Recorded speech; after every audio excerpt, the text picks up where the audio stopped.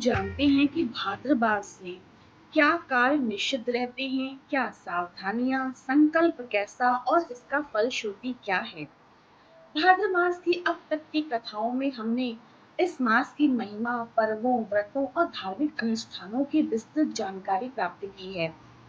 इस अध्याय में हम जानेंगे कि इस मास में कौन से कार्यों से बचना चाहिए, क्या नियम का पालन करना चाहिए, पूरे मास के संकल्प का स्वरूप क्या होना चाहिए और इसकी फलश्रुति यानी इसका आध्यात्मिक और सांसारिक फल।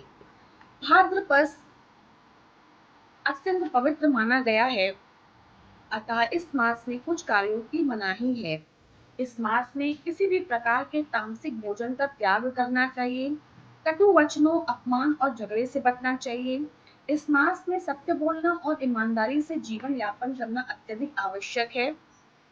व्रत और पूजन के दिनों में बाल, नाखून काटने और शेविंग से बचना चाहिए। तुलसी को मसलना, तोड़ना या उसके ऊपर पाप रखना पापदायक है। इस मास में गर्भवती महिलाओं को किसी प्रकार की हिंसा, मानसिक तनाव और गलत खान-पान से बचना चाहिए। भाद्र मास में पालन किए जाने वाले कुछ योग्य सावधानियां और नियम।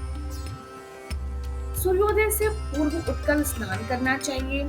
यदि संभव हो तो नदी, सरोवर या गंगा जल से स्नान करें। प्रतिदिन या विशेष तिथियों जैसे कि एकादशी, पूर्णिमा, अष्टमी आदि को उपवास रखें।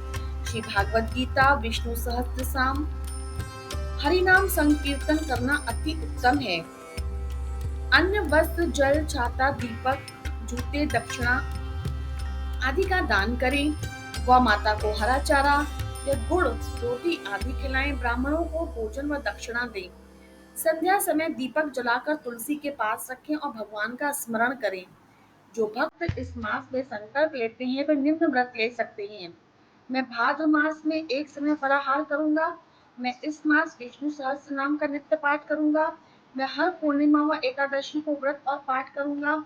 मैं इस मास में मांस, मदिरा, झूठ, क्रोध, द्वेष और लोभ का त्याग करूंगा। संकल्प विधि इस प्रकार है। प्रातः स्नान करके गंगा जल, अक्षत और पुष्प हाथ में लेकर संकल्प करके मंत्र बोले, हे भगवान, मैं इस भाद्र मास में श्रद्धा, नियम और संयम पूर्वक व्रत करूंगा। आप कृपा करके मुझे शांति, सुख और मोक्ष प्रदान करें।